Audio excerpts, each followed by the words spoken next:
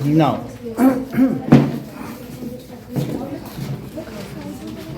बल्कि जस्मिता ठीक है, ये आधे से ज़्यादा कॉलम छोड़ ही दे रही है, ये ज़्यादा बेटर है। नहीं आ रहा क्यों कर, जस्मिता का स्टाइल पसंद आ रहा है।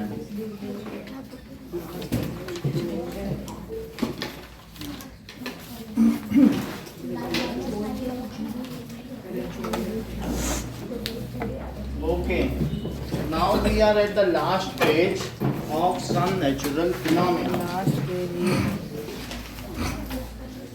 तो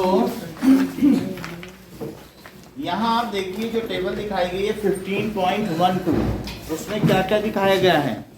एक यूरेशियन प्लेट है और दूसरी कौन सी है, इंडियन प्लेट। तो ये दोनों आपस में रब करती हैं और कहाँ पर करेंगी, क्योंकि ये दोनों कभी पहले मिली थी और आपको मालूम है इनके बीच में एक टैथिस सागर हुआ करता था, टैथिस सी, जो आपने बताया नहीं था कि एक वीडियो में नहीं देखा था, एक लैंड आके जुड़ गई थी तो हिमालय राइज हुआ था। तो अब ये दोनों प्लेट जुड़ तो गई हैं, जुड़ने का मतलब है ये ओवरलैप की हैं, जुड़ती नहीं है कभी प्लेट, वो उसके ऊपर चढ़ गई और ये अब इनमें रबिंग होती है। तो कई बार हिमालय में भी देयर आर द एपिसेंटर्स, कहीं ना कहीं एपिसेंटर्स होते हैं। अगर आप 15.13 डायग्राम देखें तो एपिसेंटर का मतलब समझ जाएंगे कि उसमें दिखाया गया एपिसेंटर का मतलब क्या होता है। कहीं ना कहीं ग्राउंड में नीचे होगा जहां पर ये टेक्टोनिक प्लेट आपस में रब करेंगी, तो अगर वो रब करेंगी तो उसका सर्कल बनाते जाओ और उसके आपको वाइब्रेशंस इसके सरफेस पे भी दिखाई पड़ जाएंगे। तो जहां पर ये इसको एपिसेंटर कहते हैं, तो एपिसेंटर से ये हो गया एपिसेंटर और इसी के ठीक नीचे ये जो है इसको क्या कहेंगे बताइए, फोकस। तो दिस इज फोकस और इसको ऐसे डॉटेड बना दीजिए, तो ये चीज क्या कहलाएगी, एपिसेंटर। और ये सब फिर क्या है, इसी का इफेक्ट यहाँ तक आ जाता है सरफेस तक। अगर एपिसेंटर बहुत ज्यादा नीचे है तो बोलो ये सीज़मिक वेव्स का ज्यादा इफेक्ट सरफेस पे होगा कि कम, कम, क्योंकि फिर वेव्स की जो पोटेंशियल है या मैग्नीट्यूड है वो कम हो जाएगा। तो अगर बहुत ऊपर है तो सरफेस पर ज्यादा वाइब्रेशंस होंगे। तो टेक्टोनिक प्लेट बहुत बड़ी है थिकनेस में, तो वो नीचे से रब की है कि ऊपर से। अगर मान लो नीचे रब की है तो तुम बच जाओगे, और अगर उसने ऊपर से रब कर लिया तब तो फिर अर्थ के सरफेस के पास हो गई ना, ऐसे में तुमको ज्यादा वो शेक्स होंगे। तो इस तरीके से फोकस हो गया और and these are seismic waves. Epicentre of focus please समझ।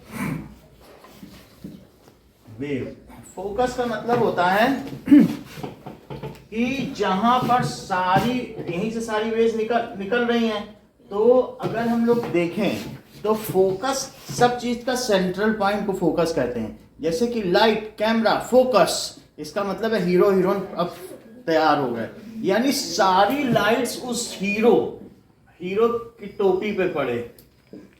तो चारों तरफ से जो लाइट है इसका मतलब क्या होता है, focus. It is the centre point, जहां से कोई चीज निकलती है उसको कहते हैं I am the focus of that ceremony. सब लोग मुझे ही देख रहे थे, मेरा ही सब वार्डरोब देख रहे, वो जो मैंने पहना था वो देख रहे। तो फोकस का क्या मतलब होता है, it is the centre point. तो फोकस का तो यही मतलब है सारी लाइट उधर ही चली जाए।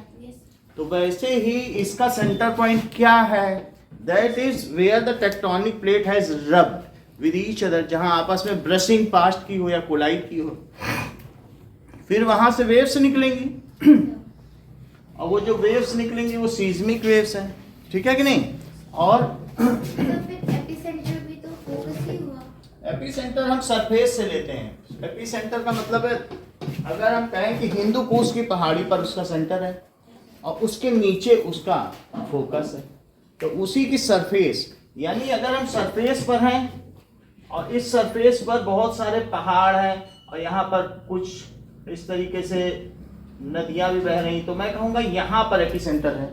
लेकिन वास्तव में अगर आप अर्थ के इस स्ट्रेटा को देखें तो यहाँ पर तो जो सरफेस है यहाँ पर तो आपको सिर्फ क्या है, कुछ ऐसी वेव्स मिल जाएंगी, लेकिन उसी के ठीक नीचे चले जाओ तो वहीं कहीं नीचे पे टेक्टोनिक प्लेट है वो जो रब की है। तो हम नीचे नहीं कहेंगे, हम कहेंगे कि पता सेंटर भी तो पता होना चाहिए ना, धरती पे कहाँ है, धरती पे कहाँ से, फिर वहां से भी मैग्नीट्यूड। अब ये तो तुम्हें सेंटर मिल गया, तो सबसे ज्यादा तबाही कहाँ होगी, यहाँ, क्योंकि जो इसके ऊपर है, और फिर इसके ऊपर से वेव सरफेशियल वेव चलेंगी। ये अब इसके बाद सरफेस पे चलेंगे, अब पहले नीचे से ऊपर चली, अब नीचे से ऊपर चली तो नीचे तो कुछ है नहीं किसी का घर, जमीन के अंदर कोई तो खरगोश चूहे बिल्ली रहते हैं, उनका घर कोई घर होता है, तो फिर ये चीज है। तो यहां से जब इसके ऊपर आया तो यहां से अब वो वाइब्रेशन शिफ्ट होना शुरू होंगे ऐसे से, तो हम कह सकते हैं कि सबसे ज्यादा तबाही किस जगह पे होती है बताओ, एपिसेंटर। जैसे टर्की में एक भूकंप आया था, तो टर्की के बाद और उसके अलावा ईरान और जगहों पे हुआ था, लेकिन उसका एपिसेंटर टर्की के किसी एक शहर में था, तो वहां सबसे ज्यादा तबाही। बात समझ आ गई कि नहीं? तो हम उसको नीचे से नहीं देखते हैं ना, नीचे कोई जा सकता है, लोग पूछे कहाँ सबसे ज्यादा हुई, तो बोल देना एपिसेंटर में सबसे ज्यादा हुई, वहां जो मकान था वहां का आदमी सबसे पहले मरेगा। ठीक है? So this is Earth's surface.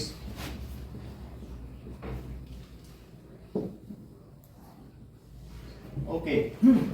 Here it has been given that how the seismographs looks like, and we have already discussed that what is the seismograph, which looks like in India the area which is most threatened are Kashmir, western and central Himalayas. आपको मालूम है कि अगर हम बात करें western Himalayas की, तो ये कहां पड़ेगा,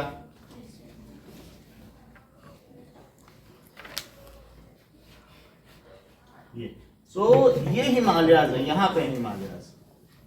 तो अगर आप लोकेट कर सकेंगे Ayushi, where is the western Himalayas?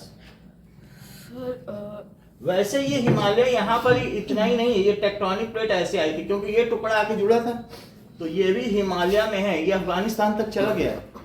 तो वेस्टर्न हिमालय की अगर बात की जाए तो ये इधर का लोकेशन होगा, क्योंकि वेस्ट तो यही है ना, ये वेस्ट हो गया। अब ये क्या हो गया, ईस्ट। तो ये वेस्टर्न हिमालय में है, जिसको मैं अभी हिंदू कुश कह रहा हूँ। आप अगर आप कभी भी भूकंप इंडिया में आएगा तो हिंदू कुश का नाम सबसे नीचे अंडरलाइन में जाएगा, ये ध्यान दे लेना। कम से कम पिछले 3-4 बार के में ये है। तो वही टेक्टोनिक प्लेट है जो पिछले मैप पे भी दिखाएगा, हिंदू कुश, ये वहां पर था, वो उसका एपिसेंटर है। क्या है? एपिसेंटर। और सेंट्रल हिमालय, तो मध्य हिमालय कहाँ पड़ता है? ये है ना सेंटर। फिर रिया ये क्या है?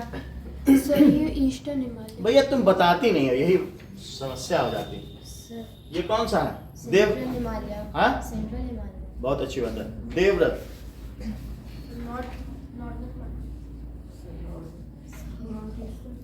और कहाँ? Sir lower Himalaya. हाँ, लोअर हिमालय, ये तो बता देगी। या इनर हिमालय, इसको क्या कहते हैं? इनर हिमालय। अब इसे क्या कहेंगे? आउटर हिमालय। है कि नहीं? आउटर हिमालय तक कोई नहीं पहुंच सकता, वो तो बहुत दूर दूर तक बर्फ ही बर्फ है, वहां कौन जाएगा? यहीं चढ़ रहा है, तो यहीं से चढ़ने से पूरा बर्फ शुरू हो जाती नहीं, तो ये इसलिए वो हमारी रेंज के बहुत बाहर है, इसलिए उसे क्या कहेंगे? आउटर हिमालय। ये चीज हो गई हिमालय। सर ए आएगा एम के बाद, हिमालय ना, ये बात समझ आ गई। अब जैसे ये ठीक है, this is central Himalaya, central Himalaya, और ये है इनर। तो यहाँ सेंट्रल हिमालय की बात हो रही है और वेस्टर्न की, दो की हो रही है ग्रुप में, कि कहाँ कहाँ एपिसेंटर हो सकता है। वेस्टर्न में हो सकता है और इनर हिमालय। अब देखो ये चीज कहलाती है कि अलग अलग है हिमालय।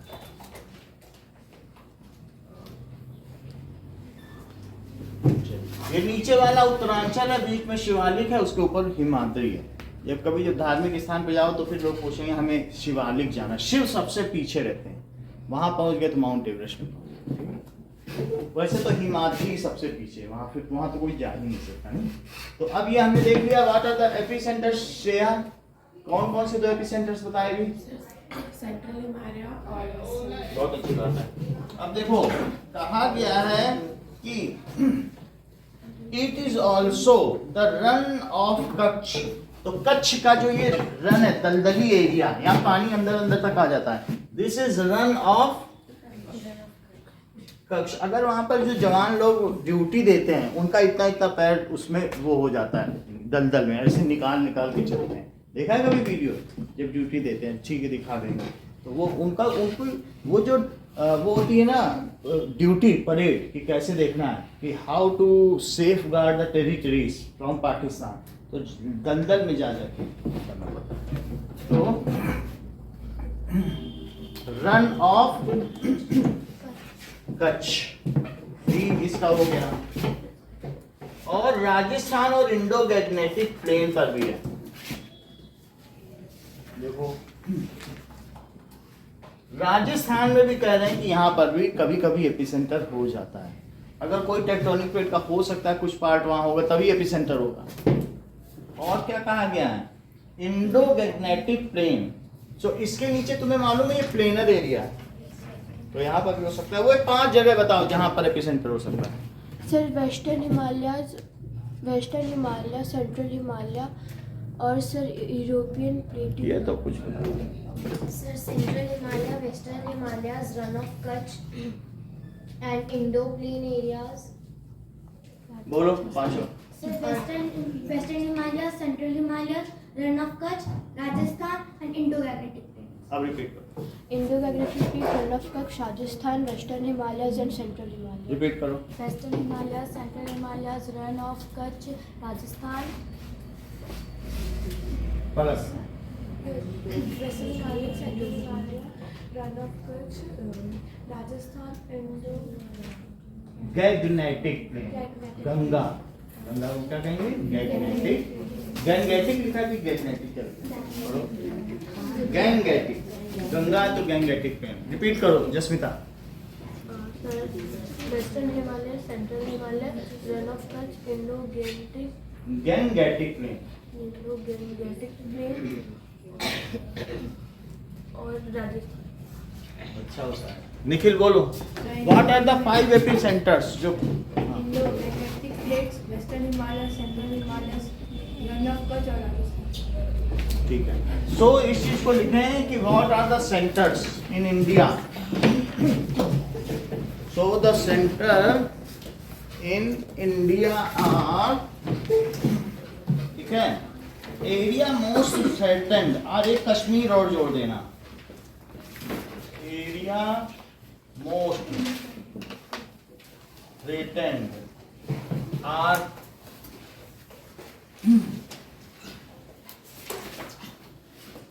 कश्मीर, ठीक है, वेस्टर्न हिमालयस, सेंट्रल हिमालयस, फिर run of Kutch, the whole north east, पूरा नॉर्थ ईस्ट भी बता दिया। देख ये क्या है बताओ, ऊपर की ओर नॉर्थ, और इधर क्या है, इसका ये पूरा एरिया क्या कहलाएगा, नॉर्थ ईस्ट। ठीक है, पूरा नॉर्थ ईस्ट भी, सब असम और इन जगह पे भी खूब भूकंप आते हैं, होल नॉर्थ ईस्ट। अब पहले में आपसे 5 पूछे थे, 2 और बढ़ गए, कश्मीर और होल नॉर्थ ईस्ट, ठीक है। तो होल नॉर्थ ईस्ट, जहाँ मेघालय, असम, त्रिपुरा, मिजोरम, नागालैंड ये सारी हैं, तो नॉर्थ ईस्ट। फिर इसके अलावा रन ऑफ कच्छ, सर जो बिहार, झारखंड ये सब एरिया में नॉर्थ ईस्ट में आता है। नहीं वो उसको तो नहीं लेते हैं, ये सिर्फ these are the 7 sister states. ATM आना मम्मी, रन की कलर कर देते हैं, नॉर्थ ईस्ट में ये सब बस आते हैं, एटीएम, आना और मम्मी। तो अरुणाचल प्रदेश, त्रिपुरा, मिजोरम, आसाम, नागालैंड, मणिपुर, और ये मिजोरम है, और फिर एक और एम क्या है, तो ये सब है। रन को ठीक करो, run of Kutch, CUTCH, KUTCH, run of Kutch हो गया, और Rajasthan Indo Gangetic plain. These are sensitive, ये सीस्मिक जोन है या फॉल्ट जोन है? ओके, अब अर्पित 7 के नाम बताओ। Western Himalaya, central Himalaya, Indo Gangetic plates, run of Kutch, Kashmir, whole north east area. Rajasthani बोला ना? सर ठीक है, सही। तो ये सारे क्या हो गए? Some areas of south India also fall in danger zone, लेकिन यही है। और हमारे अभी तक तो मैंने नहीं सुना कि साउथ में कभी भूकंप आया हो। और ये डेंजर जोन।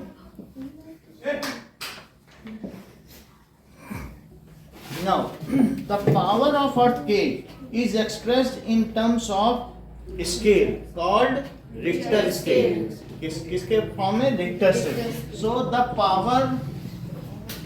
पावर का मतलब है मैग्नीट्यूड, कि कितना तेज भूकंप, उसे मैग्नीट्यूड कहते हैं। किसी भी चीज का नंबर ज्यादा होगा तो मैग्नीट्यूड ज्यादा नहीं होगा।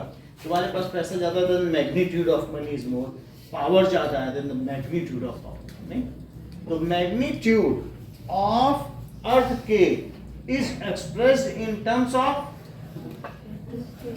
रिक्टर स्केल, बोलो ना।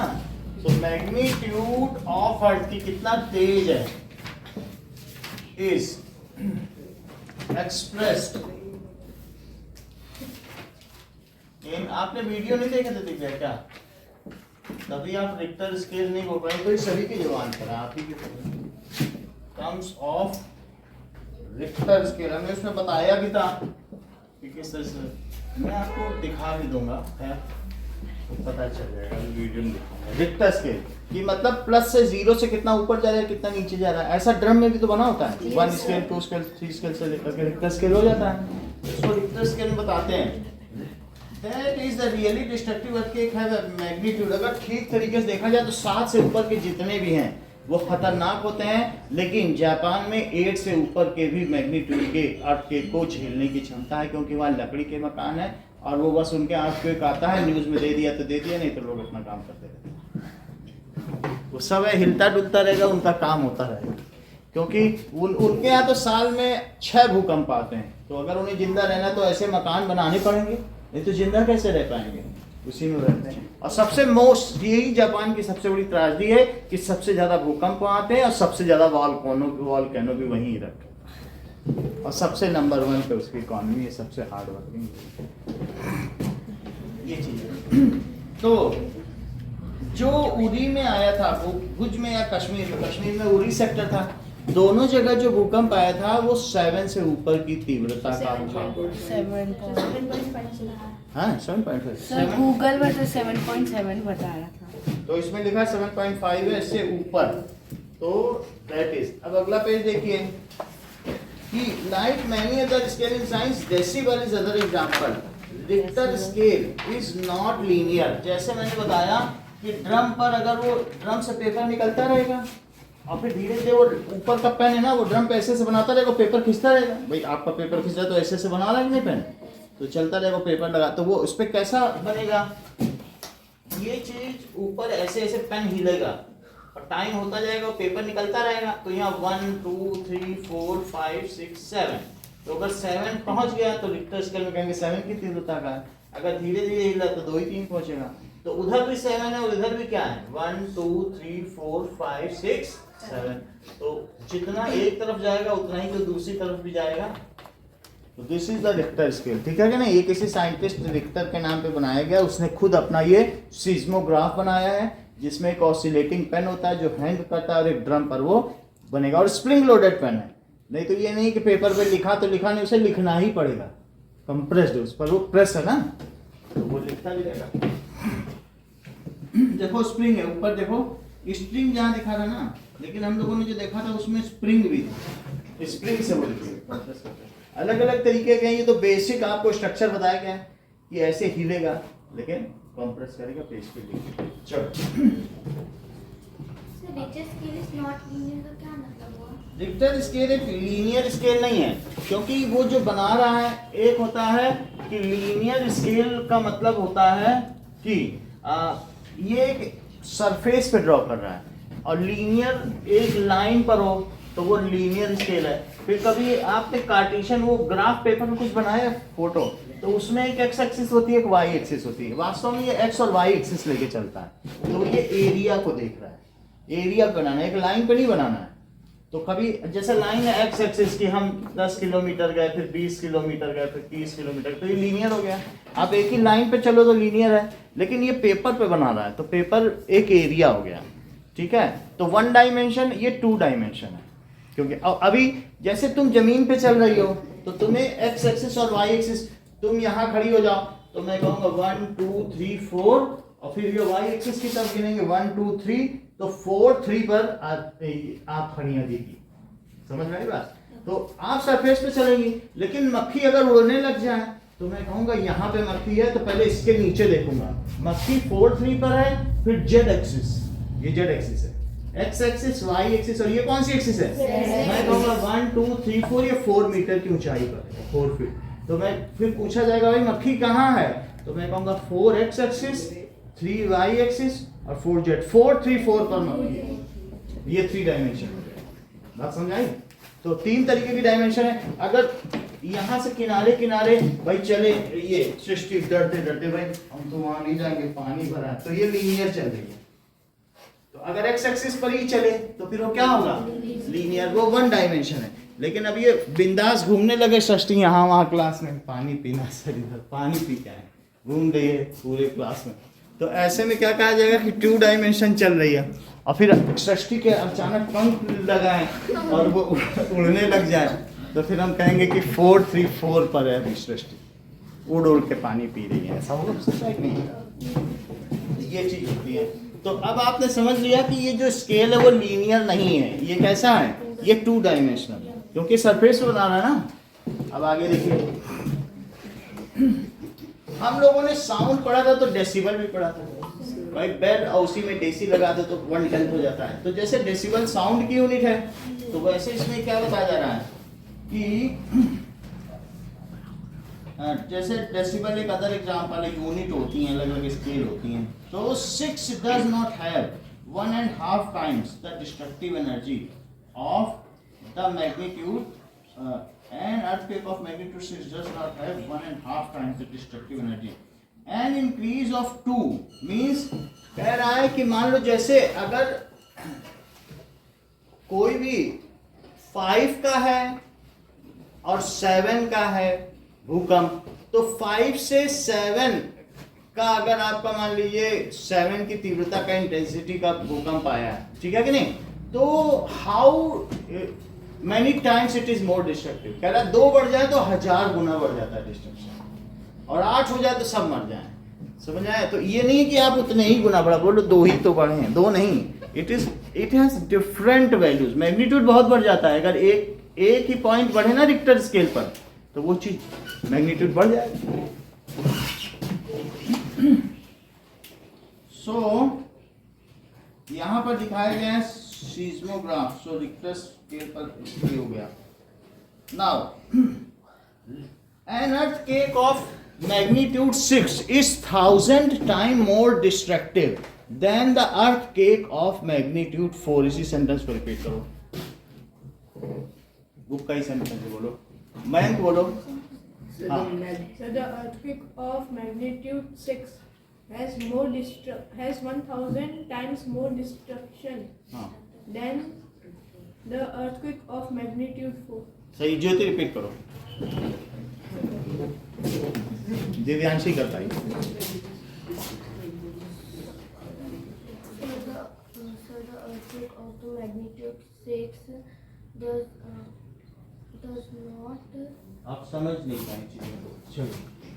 So when the magnitude of earthquake is 6, in which destructive energy is more than the magnitude is 4. कितनी कितनी भी तो बतानी पड़ेगी, बोलो Divya. The magnitude of 6 is more than 1000. आधे बोलो, So वो बहुत अच्छा बोल रहा है। the earthquake of magnitude 6 is 1000 times more than the earthquake of magnitude 4. सही, लिखो इस बात को। Earthquake of magnitude 4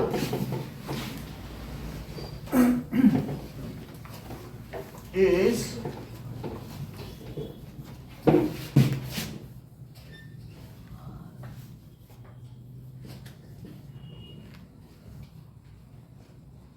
four is 1,000 times more. Sir, 6 1. हाँ, 6 is 1,000 times more destructive. 1000 गुना ज्यादा विध्वंसकारी है than earthquake. हाँ, जसमिता सेंटेंस पूरा करो। Than earthquake Of magnitude 4. of magnitude 4. देखिए प्रोटेक्शन, ये तो बात आपको समझ में आ गई कि earthquake आ गया है, और धीरे धीरे देयर आर, ये ऐसा हो सकता है इंटरमिटेंट वाइब्रेशंस। ये क्या होगा कि it is series of shaking of earth surface. एक बार में नहीं आता है, वो प्लेट कई बार भी रगड़ खाती है, थोड़ी थोड़ी देर में आता रहेगा। तो इस तरीके से जो सीरीज ऑफ शेकिंग होगी, तो हमें ऐसे में बचाव करना होगा। पहली बार मान लीजिए कुछ हुआ, हम भाग कर चले गए, हल्का सा भूकंप आया, तो अब हमें what is the protection, so how we can save our life. तो लिखिए that is now buildings are designed in such a manner then that they can bear more tremors. Tremors का मतलब क्या होता है दिव्यांशी? शेकिंग ऑफ अर्थ को कहते हैं ट्रेमर्स। और सीज्मोस का क्या मतलब होता है दिव्यांशी? ये सिर्फ दिव्यांशी बता सकते हैं, आप नहीं बता पाएंगे, ये पढ़ती है भैया डेली। हाँ बोलो। Greek word for shaking. ये तुम हर चीज जानती, ये भी वही अनाज नहीं खाती क्या? हो सकता है सस्ता खाना खाते, तो बताना दे खाने के ऊपर ये हैरान हो जाती हैं सब लोग कैसे बताएं। अभी 7 में बताओ जो डेंजर जोन है।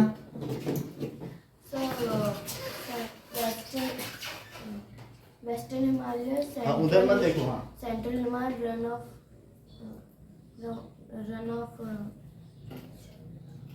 और राजस्थान और एक साथ बताओ सारे। Western Himalaya, central Himalaya, run of Kutch, Indo magnetic plains, Rajasthan, whole north east area and Jammu and Kashmir. Kashmiri बोल रहे हैं, सही है। चलो अब देखो,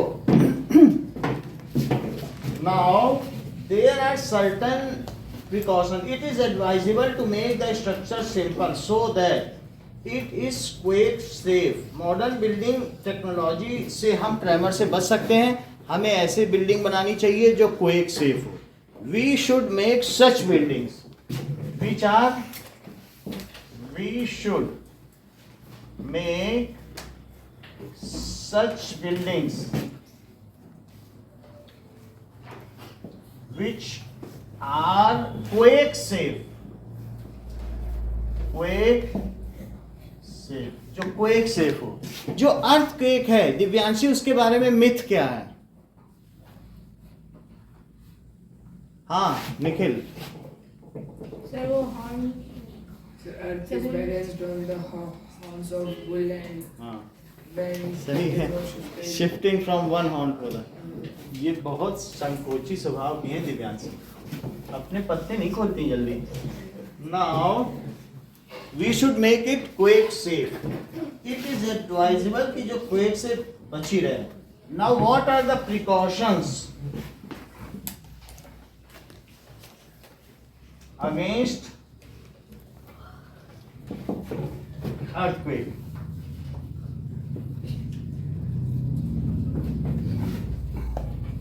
That is consult qualified architects. इसमें बताया गया कि क्वेक सेफ बनाना चाहिए for structural engineers.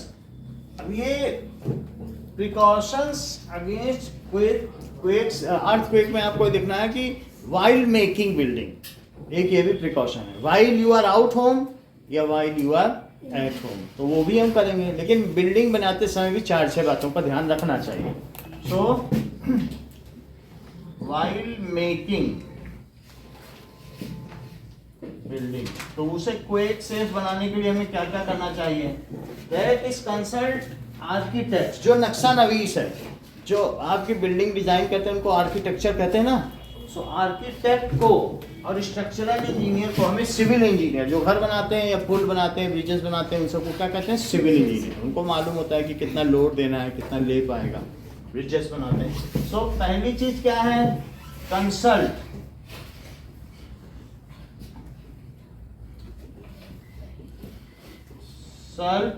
Good architect या क्वालिफाइड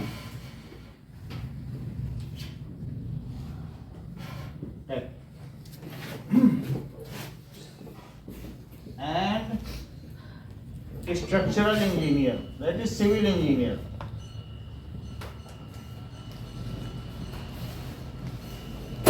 आजकल ज्यादातर बिल्डिंग में अर्थक्वेक सेफ ही बन रही है। In highly seismic area the mud और timber is better. Heavy construction material नहीं बनाना चाहिए, वहां पर हमें क्या यूज करना चाहिए? मड। टिम्बर का क्या मतलब होता है?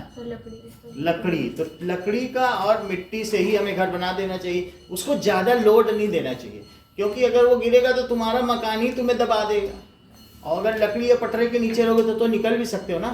So it should be light weight. ऐसा ना हो कि एक बिल्डिंग भी अगर दूसरे पे गिर गई तो नीचे की तब भी बची रहेगी, क्योंकि वो हल्की है।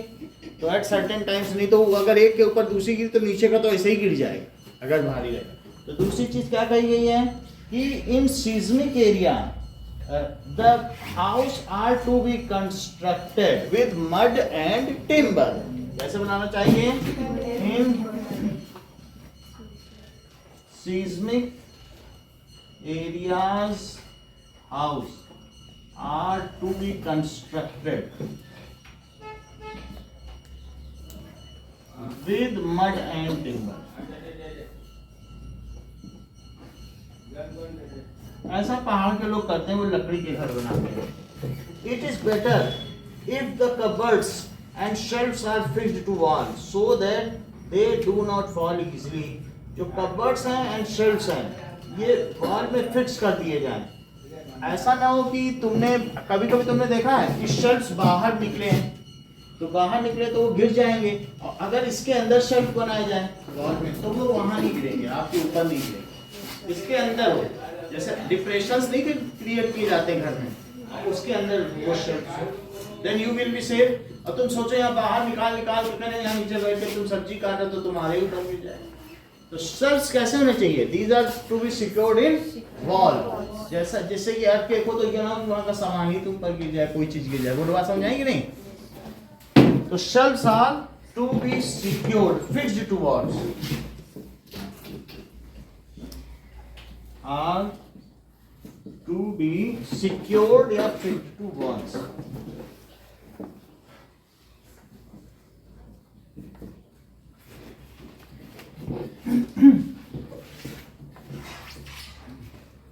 नेक्स्ट देखिए, बी केयरफुल। अगर आप फोटो फ्रेम या वाटर हीटर ये सब लगा रहे हो, they do not fall on people. ऐसा वाटर हीटर कुछ भी लगाओ तो उसे अच्छी तरह से सिक्योर करके लगाओ। फोटो फ्रेम हो जिससे कि किसी पे गिर ना सके, हैवी चीजें। तो secure photo frame. Photo frame कभी कभी बहुत हैवियर भी होते हैं। Water heaters properly.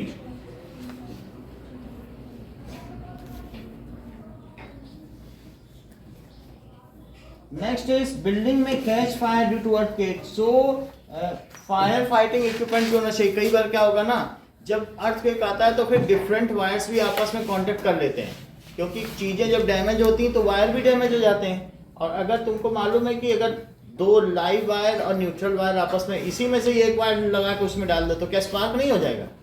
तो वो तो स्पार्क की वजह से तुम्हारे घर में आग भी लग सकती है। तो कई बार अर्थक्वेक आएगा तो आग लग सकती है, तुम्हारे घर में कुछ भी होगा, हो सकता है खाना ही बन रहा हो वो इधर उधर हो जाए, स्पिल कर जाए, तुम्हारे घर का कोई भी सिलेंडर है या फिर ऑयल स्पिल कर जाएगा, आग लग जाएगी। तो ऐसे लिए फायर फाइटिंग अप्लायंस रखना चाहिए, ठीक है। So keep fire fighting appliance.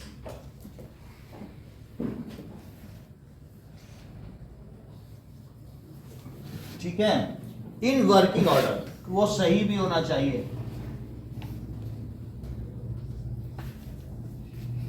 जैसे यहाँ 2 फायर फाइटिंग ऑपरेशंस हैं, तो वो जब आते हैं सरकारी आदमी, देखते हैं कि तुम्हारे हाथ में 70 बच्चों की जिंदगी है, तुमने क्या इंतजाम किया, तो मैं दिखाता हूँ वो इंतजाम, इतना सारा इंतजाम।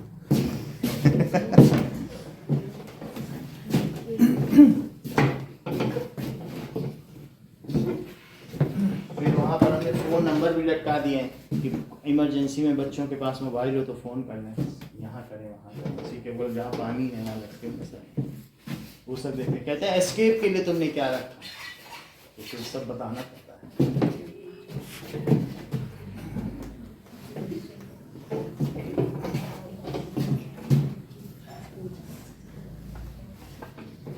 कि अगर यहाँ आग लगेगी तो हमने कहा ये कुर्सियां हैं, इसी से बच्चे शीशे तोड़ के बाहर निकल जाएंगे। बहुत अच्छा किया तुमने।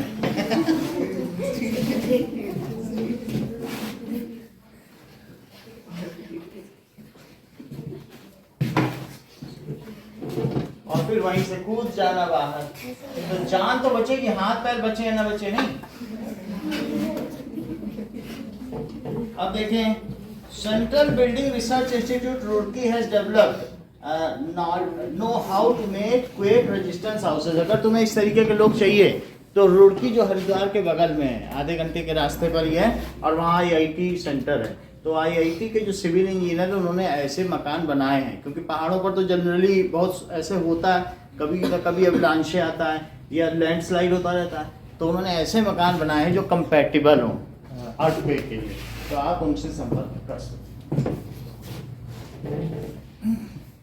अब देखिए, how you can save your self. So measures to protect yourself.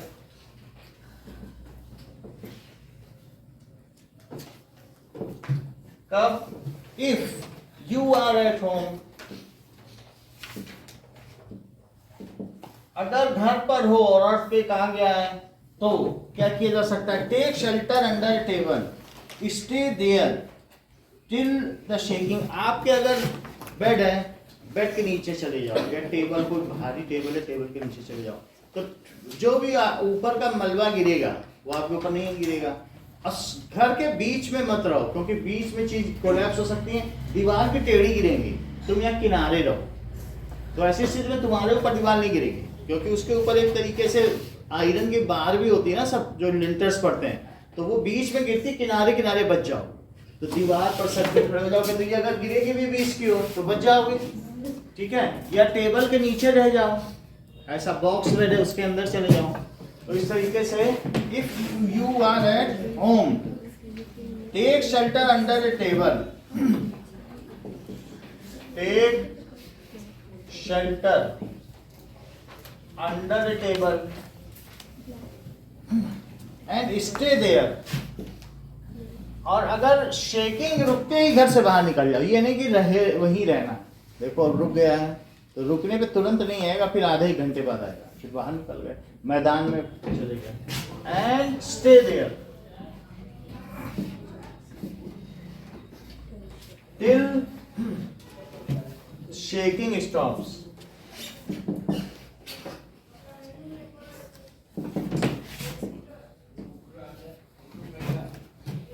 Stay away from tall and heavy objects that may fall on you. Stay away. ऐसा नहीं जहां तुम बैठे हो उसके ठीक ऊपर भारी हैंगिंग, वॉल हैंगिंग टंगी, वो तुम्हारे सर पे ही गिरेगी। So stay away from tall and heavy objects. घर में भी कुछ चीजें बड़ी हो सकती हैं, भारी गुलदान हो सकते हैं, तो उससे दूर रहो। That may fall on you. If you are on bed, do not get up. Protect your head with a pillow. Bed पे पड़े रहो, लेकिन सर को बचा लो, सर के ऊपर पिलो रख लो।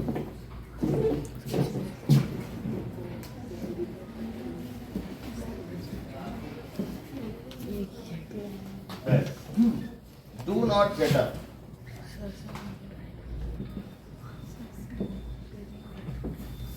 Protect your head with pillow.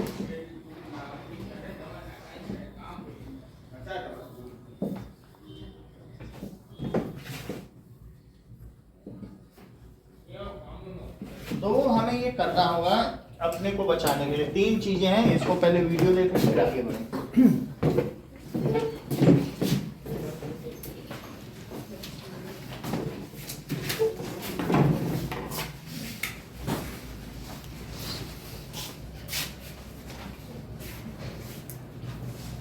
अभी देखो देवव्रत का 2 डायमेंशनल मोशन है क्योंकि अभी जमीन पे चल रहा है।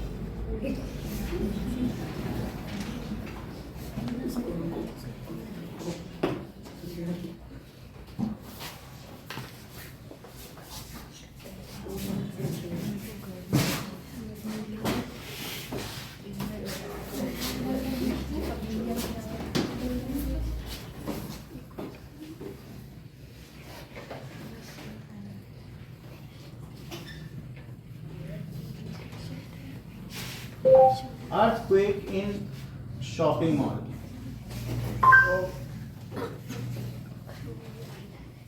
तो कभी कभी ऐसा भी हो सकता है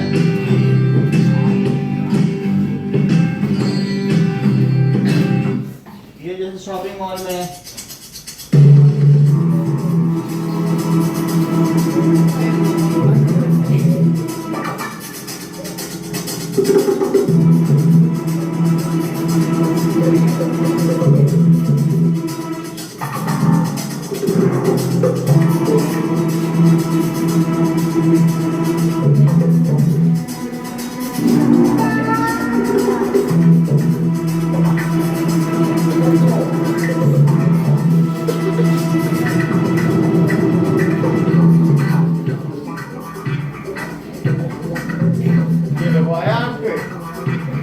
अब ऐसे में तो बचत करनी होगी कि नहीं?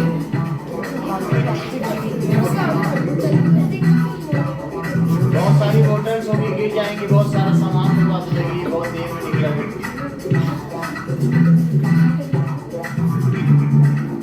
ऐसे होता है। तो हमें कई बार बहुत तेज आता है, ये बहुत हल्के स्तर का है।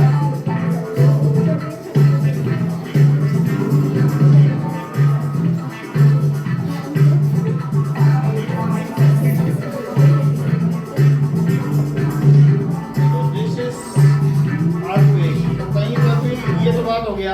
अब emergency bed which can save us from earthquake. तो ऐसे भी बेड आते हैं, ये देखो ये ऐसा बेड, तो बाजार में बेड आते हैं, या तो कह दो पापा से मेरे लिए एक बेड खरीद दो, तो खरीद देंगे। ये बेड में लेटा हुआ है, और मान लो इसमें अर्थक्वेक आ जाए, बेड पे व्यक्ति लेटा है, अब हिलने लगे, देखो हिल रहा है। ऐसे में क्या होगा, ये क्या सब कुछ हो जाएगा, लेकिन वो पाताल लोग कौन है, वो सेफ है। ये बॉक्स है, और बॉक्स के अंदर खाना पीना पानी सब बंद है, ये फाइनल सब है। समझ में आ गया? तो इस तरीके से भी हो सकता है। ऑक्सीजन भी है सब है।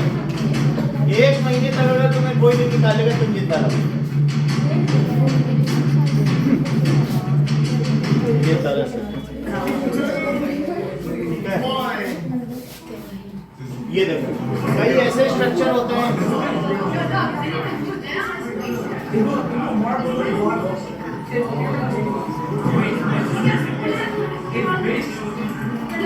तो ये बेडिंग का ऐसा स्ट्रक्चर है जो बच जाएगा।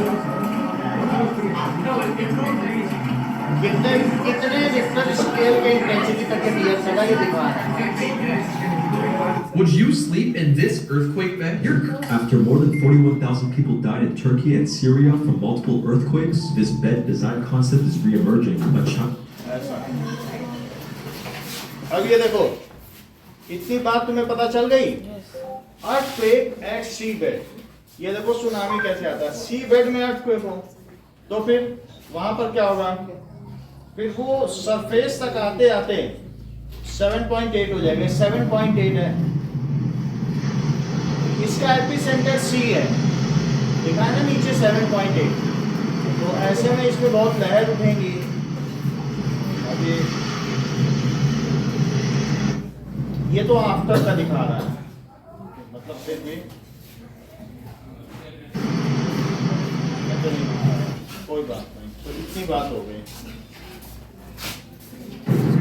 ये देखो हट के कैसे आएगा, तो ऐसे में बचना आसान होगा। ये रियल है, रियलिस्टिक दिखानी चाहिए, इसी में तुम्हें बचना होगा,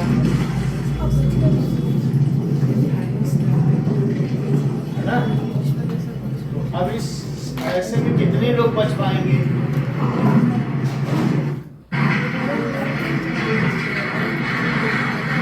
पानी में अगर शिप है तो वो भी कैसे वाइब्रेट कर रही है?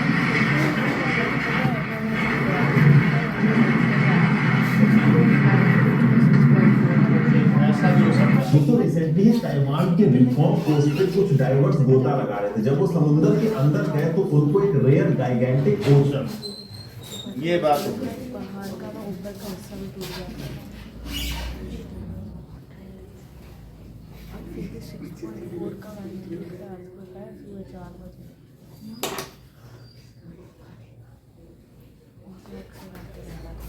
आज मैं 2-3 बार नाउ हमें क्या क्या करना चाहिए अगर हम घर के अंदर हैं? We should take shelter below some table. पहला तो ये करना चाहिए बचने के लिए। सेकंड क्या करना चाहिए? Stay away from tall objects. Stay away from. और तीसरा क्या करना चाहिए? फेस पर कुछ ऐसा प्रोटेक्शन लगा लेना चाहिए। तीसरी चीज, अब देखो if you are outdoors,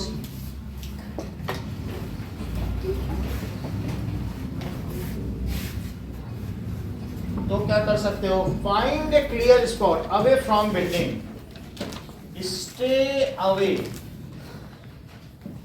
from buildings like some park. Park के पास आप रह सकते हो, ठीक है। बिल्डिंग से भी बचना है या ट्री से।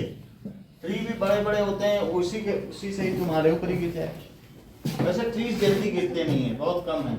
या ओवरहेड पावर लाइंस भी नहीं होना चाहिए, या ओवरहेड पावर लाइन स्पार्क हो जाएगा ना, और आपको इलेक्ट्रिक शॉक भी लग सकता है, नहीं। दूसरी चीज, if you are in a car do not come out.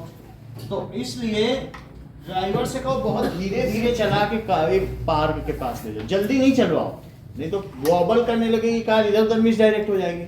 Minimum 5 kilometre per hour जो वॉकिंग स्पीड है। If you are in a car do not come out, remain in car and take your car to a safe place, open area. If you are in car, ठीक है, then do not come out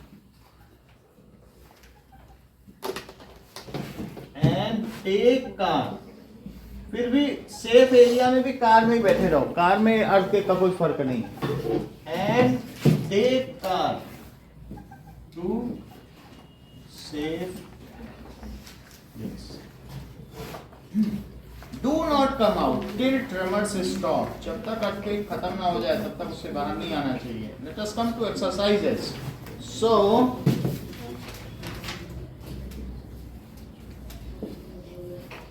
which of the following cannot be charged easily by friction? तो friction से can not be charge. Plastic scale, copper rod, inflated balloon, woollen cloth. किसे नहीं charge कर सकते हो? Copper, metal का कुछ ऐसा नहीं है, ठीक है। सो दैट इज फर्स्ट का ए। सेकंड का देखो, When a glass rod is wrapped with a piece of silk, तो रॉड कैसी हो जाएगी? And the cloth, क्या दोनों में से पॉजिटिव चार्ज आ जाएगा? Become positively charged while the cloth has negative charge. जसमिता कौन सा सही?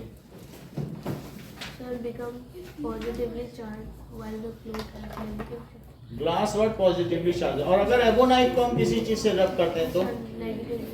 हाँ, तो सेकंड का बी होगा। थर्ड का देखें, while right T against truth, so real light charges attract each other. No, sir. False. B.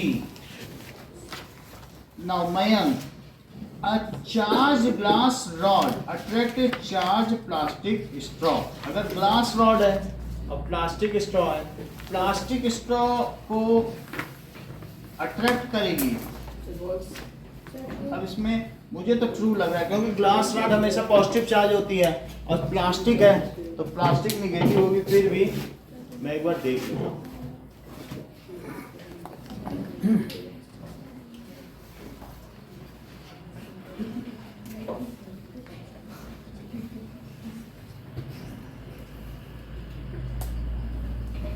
Solutions of some natural phenomena.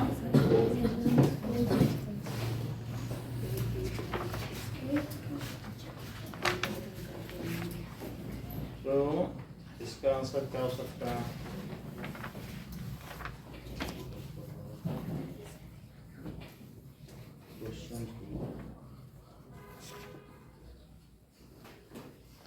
Answer become positive third का देखो।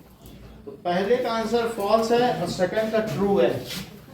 ठीक है, ट्रू का मतलब है क्योंकि जो ग्लास रॉड है वो हमेशा पॉजिटिव चार्ज होगी, प्लास्टिक हमेशा निगेटिव ही होगा। जैसे कॉम्ब है वो निगेटिव ही होता है तो वो अफेक्ट ही करेंगे। Lightning conductor can not protect A building from lightning. ये फॉल्स है। लाइटनिंग कंडक्टर तो प्रोटेक्ट कर सकता है ना, ये कहना नहीं कर सकता।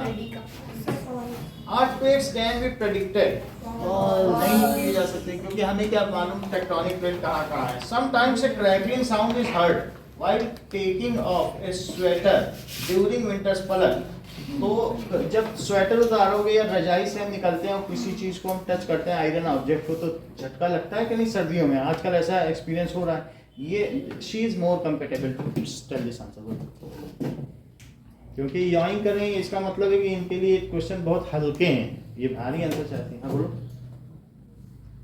यही बता सकते हैं। हाँ बोलो। Silence is more acknowledged. जो व्यक्ति विद्वानों की सभा में चुप रहता है वही विद्वान माना जाता है। इसका मतलब है कि मयंक आप बताइए।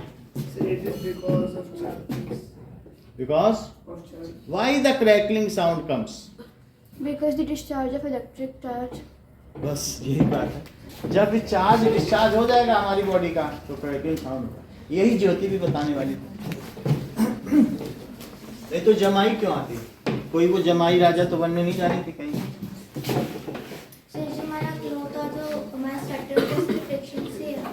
फ्रिक्शन वो तो जब हम बेड पे हैं तो फ्रिक्शन होता रहता है हमारी बॉडी से उस वुलन में, तो हमारी बॉडी में चार्ज आ जाएगा और फिर वो चार्ज जब हम किसी चीज को टच करेंगे तो डिस्चार्ज हो जाएगा कंडक्टर को। और वो या तो उसी में ही क्रैकलिंग साउंड है क्योंकि वो डिस्चार्ज होता रहता है किसी ना किसी तरीके से। सो क्या कर सकते हैं कि why it is so, crackling sound क्यों आता है? That is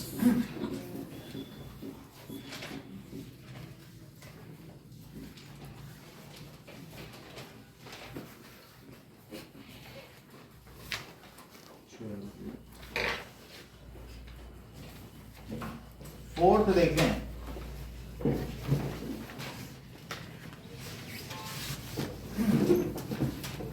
so due to friction,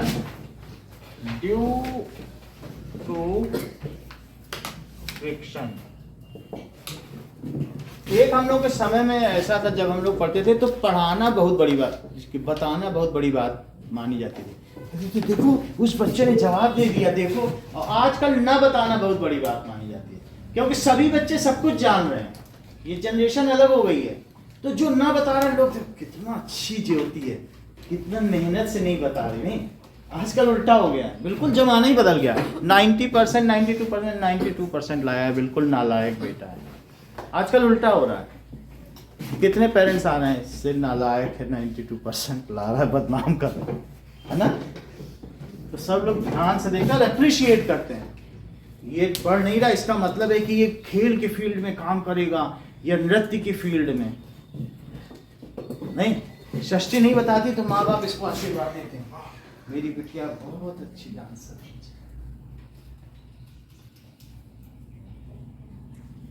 ज्योति नहीं बताएगी रेसलर बनेगी मेरी, नहीं। बहुत प्रयास करना पड़ता है ना बताने के लिए। So due to friction, sentence complete करो जो अभी बताया। हाँ बोलो। Body get discharged with flow. Due to friction, sentence पूरा करो। Body get discharged. Due to friction, some charges arise. Due to friction between our body and woolen cloth, so charges get created in our body as well as in sweater. So while taking off the sweater, these charges oftenly get discharged. So due to release of energy, it is expressed in terms of crackling sound. जो ये release of energy है किस form में आती है? Crackling sound. So due to friction or rubbing between our body and sweater, या कंबल जो हम ओढ़े उनके बीच में तो रबिंग हो रही होगी। Friction between our body and sweater, some charges get created, तो उनमें चार्ज क्रिएट हो जाएगा। क्रिएट का मतलब क्या हो जाएगा? अराइज हो जाएगा। ये हो सकता है कि सम चार्जेस गेट डेवलप्ड, उसमें डेवलप हो जाएंगे। ठीक है। While taking off this sweater, अब अगर इस स्वेटर को टेक ऑफ करें, while taking off this sweater, जब निकलेंगे, so these charges get discharge, these charges get discharge, ये डिस्चार्ज जाएंगे। एक 12th की लड़की थी दिशा सिंह, अभी तो खैर वो जॉब में है, 1.25 लाख रुपए कमा रही है। तो वो क्या करती थी, अगर 98 नंबर आ जाते थे तो वो अपने पेरेंट्स को हफ्ते भर नहीं दिखाती थी, हमको कॉपी नहीं जमा कर कहते थे पापा हैं, अभी पापा टीटी चले जाएंगे तो मम्मी से सर साइन कराएंगे, पापा बहुत डांट। अब तो समझो 98 नंबर ला के भी डर रही है। ये हालत है बच्चों। चार्जेस गेट अभी भी नहीं है, 95 94 लाएंगे, नहीं दिखाते हैं जल्दी कॉपी बच्चे, पापा आएगा तो मम्मी को। तो चार्जेस गेट डिस्चार्ज, फिर क्या होगा? द रिलीज ऑफ एनर्जी, इससे रिलीज होगी ना, जब डिस्चार्ज होता तो क्या एनर्जी नहीं रिलीज होती? Release of energy is expressed, ठीक है, इज ओनली हर्ड, ये यही सुनी जाती है इन as crackling sound.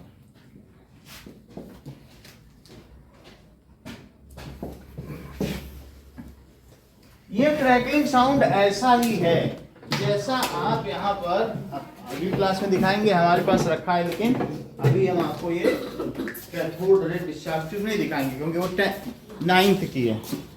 तो फिर भी हम आपको वीडियो में दिखा दें जिससे आपको अपीयर हो जाए। चार्जेस डिस्चार्ज कैसे होगा? ये मैं दिखा रहा हूँ, ये रॉड भी वही चीज है, एक तरफ से चार्ज चलता है, दूसरी तरफ डिस्चार्ज होता है। जरा आप देखिए, फिर मैं आपका जवाब दूंगा। देखो, cathode ray discharge tube, charges का डिस्चार्ज होना देखिए, एक तरफ से चार्ज क्रिएट हो रहा है और दूसरी तरफ डिस्चार्ज हो रहा है। ये देखो,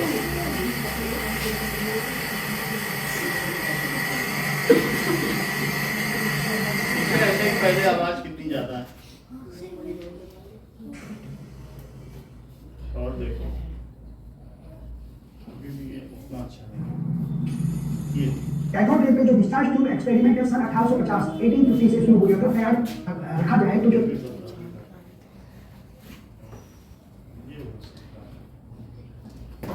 Next, we're going to look at the properties of electrons as particles. This device also puts out X-rays.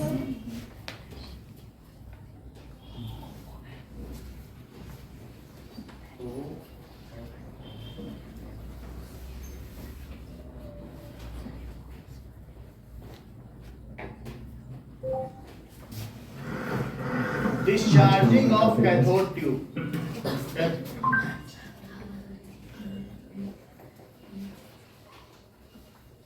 ये देखो, इसमें हो सकता है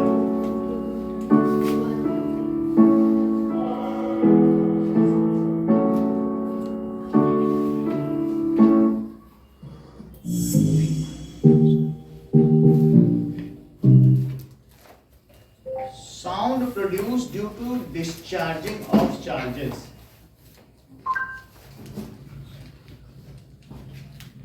उसी में आवाज आती है क्रैकलिंग की, लेकिन crackling sound due to discharge,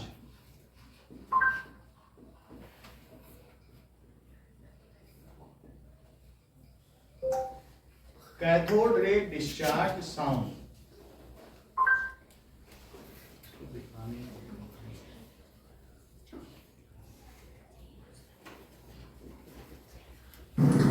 This is a cathode ray tube inside. When it's hooked up to an electric, So we know that it's not actually what आवाज कुछ कुछ आ रही है, the बैकग्राउंड नॉइस है. symbolized was that he received a piece of the atom. एक तरफ cathode है, एक तरफ एनोड है, तो वहां से निगेटिव चल रहा है, प्लस में डिस्चार्ज हो जा रहा है, तो उसी की आवाज क्रिएट हो रही है. ठीक है. Making cathode ray with bottle. तो कई बार ये बॉटल्स में, इसमें मुझे लगता है सुना देगा आवाज.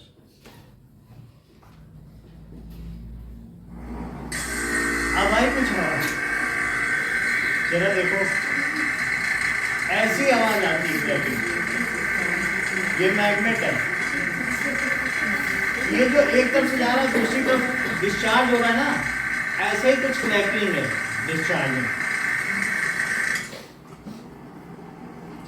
ठीक है, वो तो खैर एक्सपेरिमेंट है, आप 9th में पढ़ोगे क्या हो रहा है, अभी तो नहीं पढ़ोगे. ये चीज है, ये जो आवाज आ रही है. ठीक है,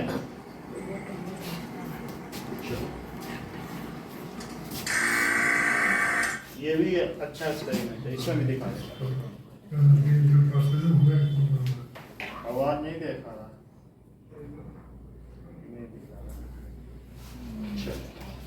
तो इस तरीके से जब डिफरेंट चार्जेस डिस्चार्ज होते हैं, then it gives such a sound. तो पॉजिटिव से निगेटिव में ये चीज होती है. ठीक है, और ऐसा ही साउंड प्रोड्यूस होता है, क्रैकलिंग साउंड. हो सकता है जो टच कर रहा है उसी को सुनाई पड़े, लेकिन एक आवाज तो आती है.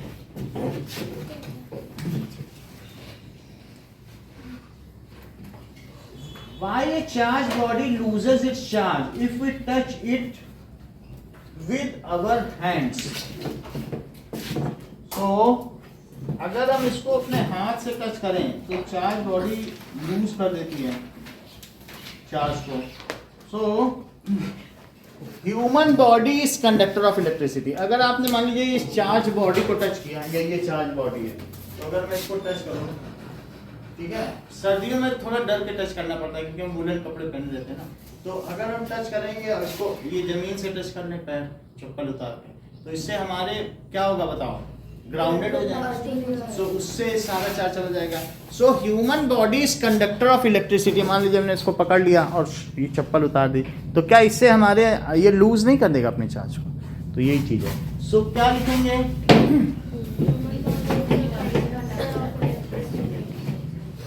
Human body is conductor of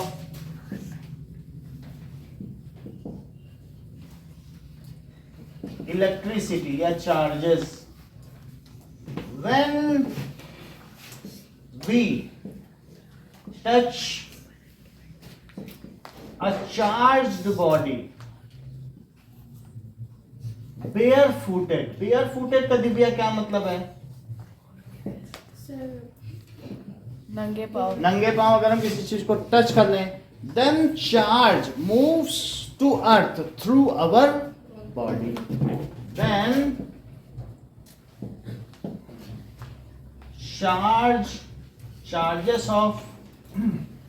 charges move to earth through our body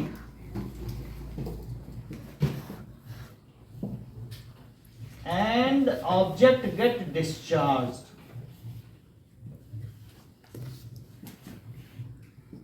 discharge का मतलब है वो न्यूट्रल हो गया, जो एक्सेस चार्ज था वो अर्थ में चला गया. इस तरीके से चार्ज बॉडी डिस्चार्ज हो जाती है. Name the scale on which the destructive energy of a state is measured. ज्योति, सही कहा.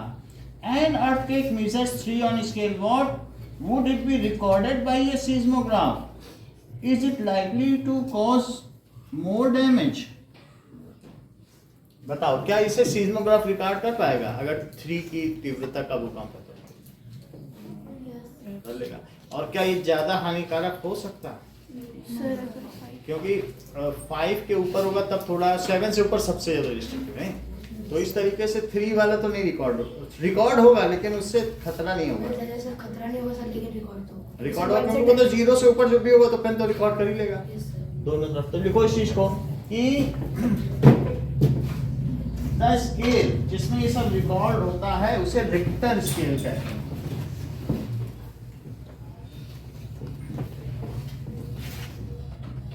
रिक्टर की स्पेलिंग बताओ रिया. RICHTER. RICHTER. Richter scale.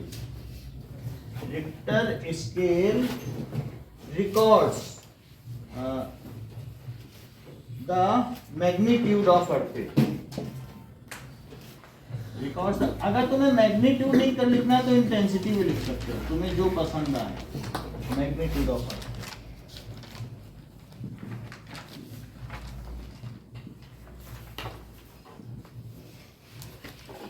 Now, Richter scale will record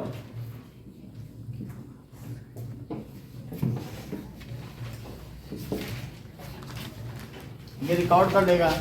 will record earthquake of magnitude 3 ना.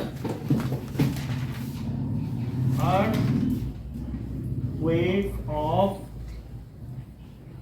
magnitude 3, but this magnitude is not much destructive, dangerous, but this magnitude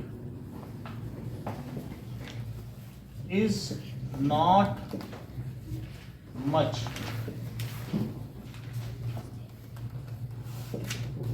अब वो जो एक building टूटी थी जैसा दिखाएगा वो 7 से ऊपर कहीं रहा होगा, तो इतना नहीं. अगला देखें. Suggest 3 measures to protect ourselves from lightning, सृष्टि. ऐसे 3 मेथड बताओ कि तुम अपने को बिजली गिरते समय बचा सकते हो. Sir, do not use electric appliances. हाँ सही है.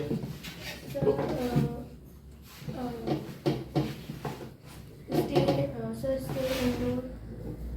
Stay indoor और ये कोई हो सकता है. एक और Do बताओ. not bath. Sir, do not bath during night. Do not. During lightning. Do not. Bath during lightning. ये भी बात सही. यही सब. तो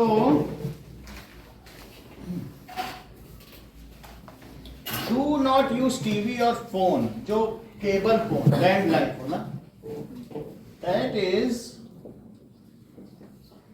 do not use TV and landline phone during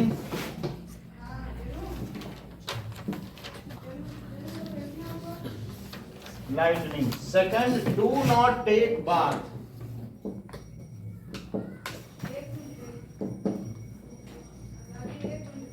Stay indoor under cover area. ये भी बात सही है. Stay indoor or under covered area.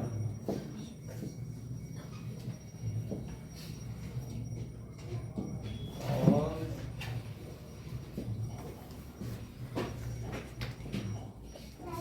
never stand near tall building or tall tree, क्योंकि जो सबसे बड़ी बिल्डिंग है उसी पे गिरेगी बिजली. बुर्ज खलीफा पे ही गिरेगी, दूसरे पे नहीं गिरेगी अगर बुर्ज खलीफा बन गया. तो आसपास की बिल्डिंग सोच लें अब हमें लाइटिंग कंडक्टर नहीं बनाना है, बुर्ज खलीफा तो बन ही गया. तो एक मान लो भूल जाओ तो ये लिख देना. सर एक पोजीशन होगी उसमें बैठना चाहिए. हाँ एक position. If you are in open area so आपको क्या करना है कि you sit and put your head under your palm और इन बिटवीन योर नीज. तो आप सबसे लेस प्रोन हो गए उस लाइटनिंग के लिए. You are the smallest object. Sir तो एरिया कम हो जाएगा. एरिया कम हो जाएगा. Do not stay near tall building. Sir, do not travel in open car. Sir, stay away from metal हाँ objects. तो 3 लिखने एक एक्स्ट्रा लिख लो, और तो आप कुछ भी लिख सकते हो. Stay from tall building, near tall building और टॉल ट्रीज. अगर कार में है तो उसके सभी दरवाजे बंद कर लेने चाहिए. अगला देखो 8. Explain why a charged balloon is repelled by another charged balloon, whereas an uncharged balloon is attracted by another charged balloon. तो इसको लिखो. So a charged balloon, क्योंकि जो charged balloon होगा is repelled. Repel भी हो सकता है, attract भी, लेकिन repel होने का बैलून में जनरली निगेटिव चार्ज ही आता है. So a charge balloon is repelled by, क्योंकि आप सेम प्रोसेस से करोगे ना, दोनों को सर पे तो रगड़ोगे, उस पे नेगेटिव चार्ज आएगा. So it is repelled by another charge balloon because yes, because both balloon have same charge. Repelled by other charge balloon because both have similar charges. Similar लिखना ज्यादा रहेगा. अच्छा, सेम का मतलब है कि सेम अमाउंट भी हो जाएगा. इस पे भी 2 कूलाम तो उस पे भी 2 कूलाम, वो चीज तो नहीं होगी ना. सिमिलर लिखना ज्यादा ठीक रहेगा. सिमिलर एंड डिफरेंट, सेम नहीं लिखना चाहिए. सेम में तो चार्ज भी इक्वल इलेक्ट्रॉन थोड़ी होंगे. क्या पता हमने एक बैलून को ज्यादा घिसा हो सर पे, एक को कम घिसा हो, तो अमाउंट तो कम ज्यादा हुआ कि नहीं. सिमिलर चार्जेस, जैसे मान लीजिए ये एक बैलून है और ये दूसरा बैलून है, तो इनमें क्या होगा, क्या रिपल्सन होगा. और रिपल्सन क्यों होगा, क्योंकि इन दोनों के जो चार्ज है वो कैसे हैं, सिमिलर. अच्छा, अब ये बताओ जस्मिता कि एक चार्ज्ड बैलून है, ये दूसरा केस है, और एक अनचार्ज्ड बैलून है, तो क्या इनके बीच भी कुछ होगा कि नहीं होगा. बहुत अच्छा, हाँ बोलो. हाँ, जब उसने भी वही बताया, तो अब उसने ऐसा क्यों बताया, रीजन उसने क्या बताया, क्या तुमने ध्यान से सुना. सर, क्योंकि दोनों डिफरेंट चार्जेस के इसलिए. अब ये तो आपको बताना. जस्मिता फिर से एक बार बताओ, ये बता नहीं पाया. हाँ बोलो.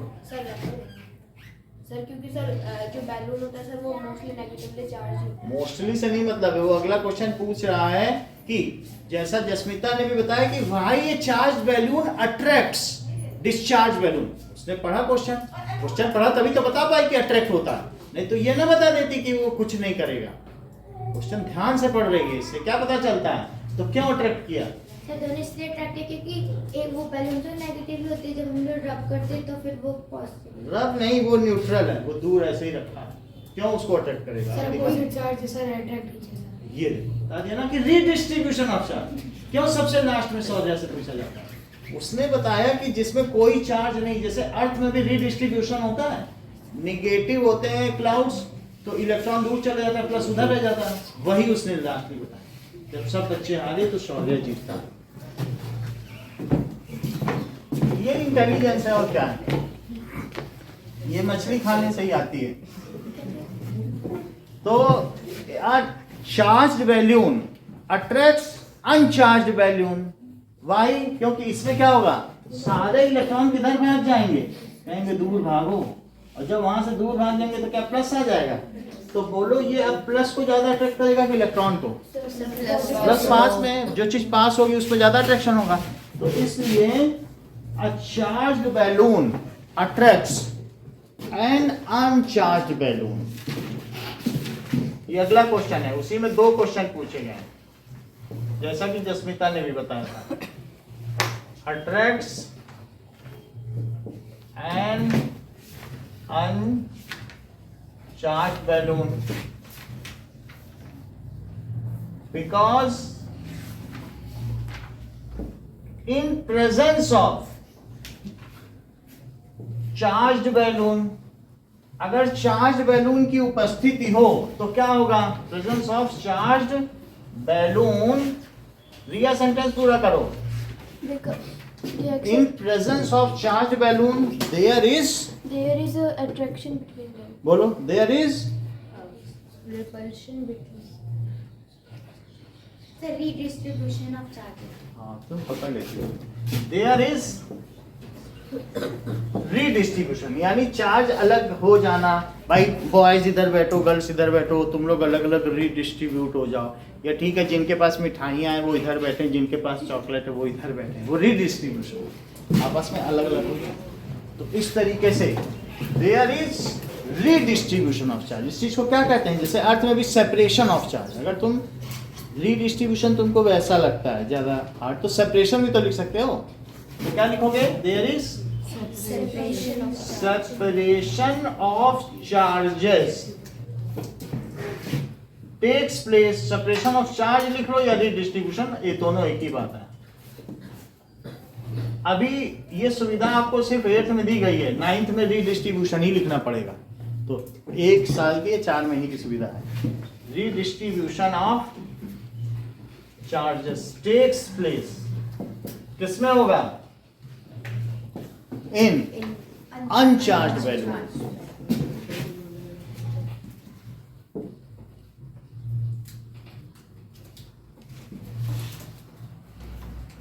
तो जब उसमें रीडिस्ट्रीब्यूशन हो जाएगा, फिर उसके बाद क्या होगा? एंड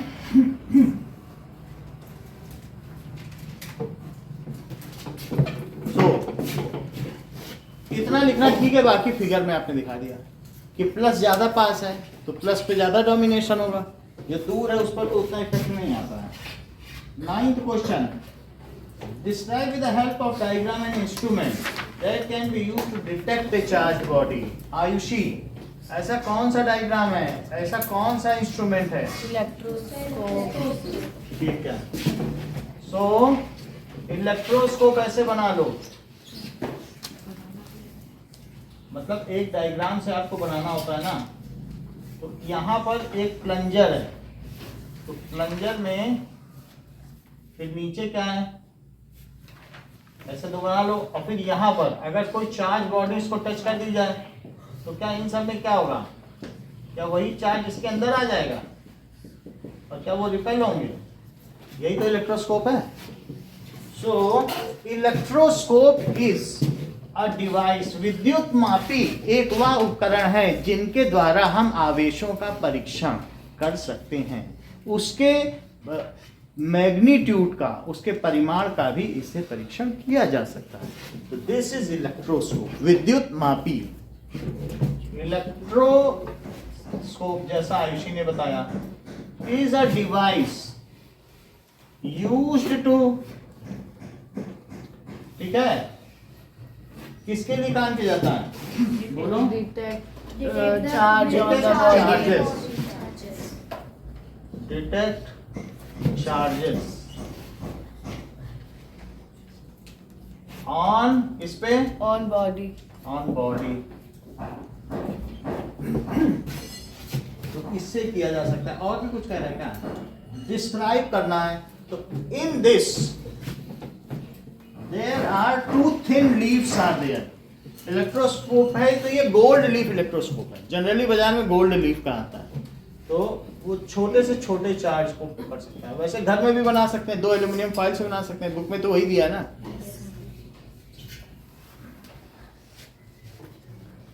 मार्केट में यही आता है gold. So in this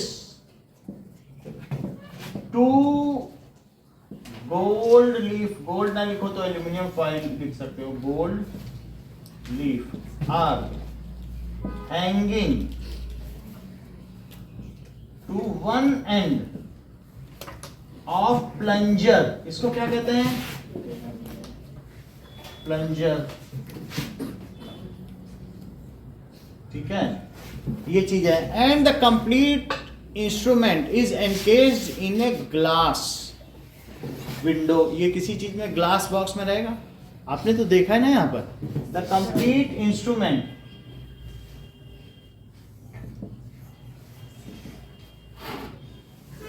is encased in glass box. when charged body is touched at plunger, then the same charge appears at both the leaves and these repel each other, showing that the body which was touched is charged. When charged body, sentence पूरा करिए आद्या, is when charged body is touched to the plunger, then the similar charges get transferred to both leaves. Then एक minute. Then similar charges get transferred.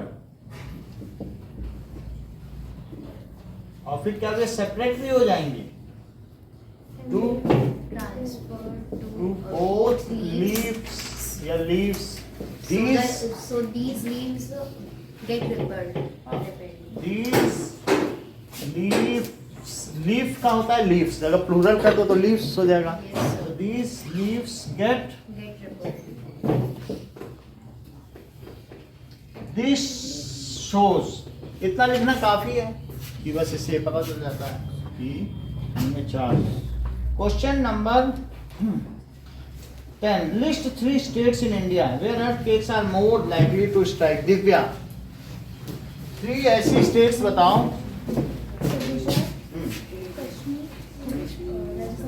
ठीक है, गुजरात, कश्मीर, राजस्थान. तो ये 3 states हो गई.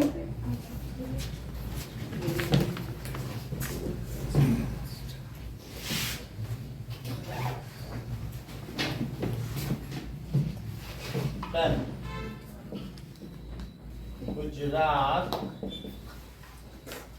कश्मीर.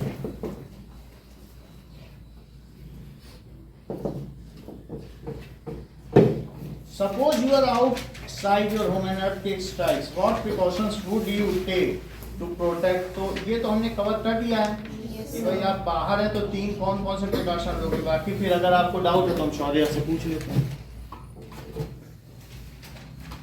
बताओ.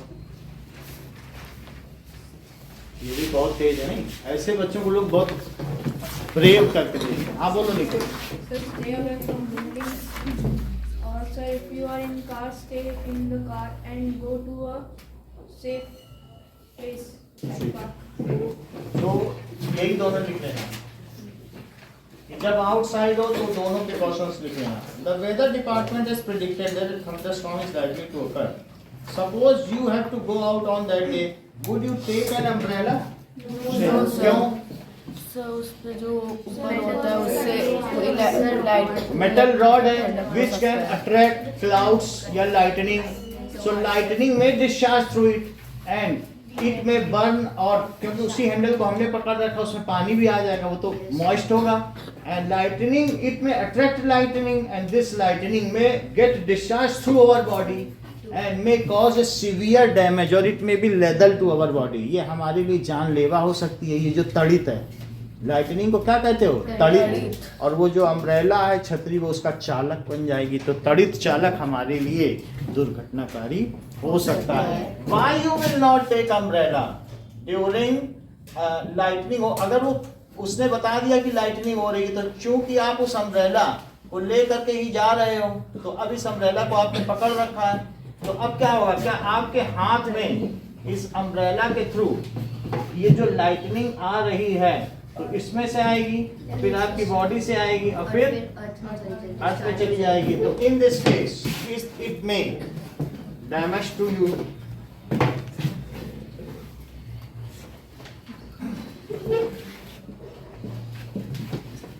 No, we will not. No, in this case we will not take umbrella as its metal tip. क्योंकि lightning conductor भी तो ऐसे ही होता है, sharp and. Metal tip will attract. ये किसको अट्रैक्ट करेगी? Lightning. During discharge of lightning. Sorry, sentence को पूरा करो.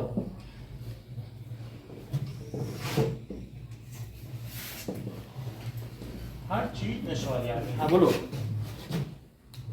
Silence is better answer. हाँ सॉरी बोलो Mayank. Sir, during discharge of lightning, it can pass through our body. कितना आसान, ठीक है। It can pass through our body to ground. आगे का सेंटेंस बोलिए shortly.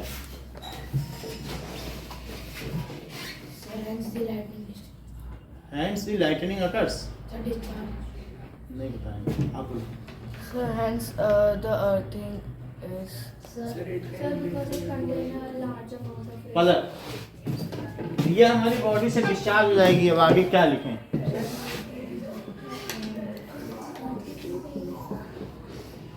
It will damage our body. It can बोलो। It causes severe damage to our body. It will cause severe, तो severe electric shock होगा या damage shock हो जाएगा या डैमेज टू बॉडी। ये लेदल भी हो सकता है, जानलेवा। इसलिए ऐसी स्थिति में हमें क्या नहीं ले जाना है? Umbrella. अम्ब्रेला नहीं ले जाना, इतना ही रखो। कल अच्छा ये बताओ, एक चीज पूछनी है, कौन सा चैप्टर करना है? संस्कृत बताओ। नीति नवनीतम। सर नीति नवनीतम करवा।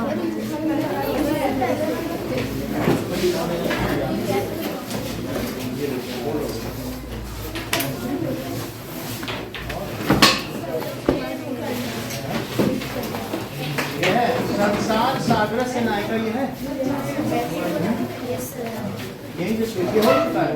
भारत चलता ये तो हो चुका है ना, 8 से करनी है। Yes, sir.